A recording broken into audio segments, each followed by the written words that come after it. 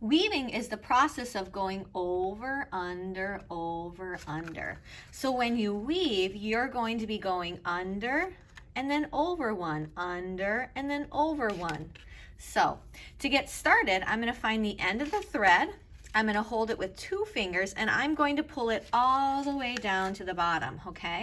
When you pull it all the way to the bottom, it's going to be held snug, nice and tight there, okay? And I've got a short little tail. If I want to, I can shorten it up a little bit, but you want it kind of long when you get started, okay? So I'm going to go around this first one and then I'm going to tuck it behind, okay? And then immediately I'm going to come back out, okay? And see all this slack? I'm going to pull it out as I tuck this down to the bottom, okay? Now I have to be careful not to pull too much. I'm going to pull that right out, okay? So now I'm on the outside and I need to go back to the inside, okay? See how my thumb is holding this thread right here?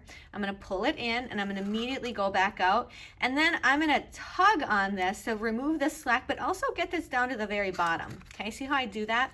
And that's keeping it nice and tight. I'm going to turn it. I'm going to stay on the outside and then go back in and out. There's a little slack. I tug it and it pulls it closer to the bottom. I turn it.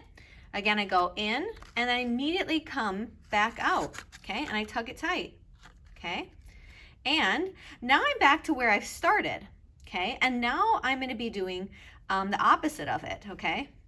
Well, just continue with my pattern. So I need to still go in, okay? So I'm going in up here and then back out. And now I'm going to pull it down to the bottom. And now you can see it was like a dash line. Now I'm going to be completing it. So it's a solid. So I'm going to go on the inside and I'm going to go back out, okay? And I tug it back down, okay? Again, I go to the inside, okay? And then I go back out, okay? And then I get rid of that slack, okay? Turn it. I'm going to hold it with my thumb again. That makes it easier. I go to the inside and then I go back out and then I tug it back down, okay? Again, I'm holding it.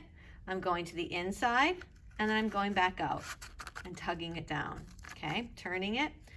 And you can see now I'm starting my second row, okay? I'm going to hold this here. I'm going to go to the inside and back out and tug it back down. Hold it inside. Oops. So inside and back out. And I'm going to tug out that slack to the inside and back out. Okay? Inside and back out. Inside and back out.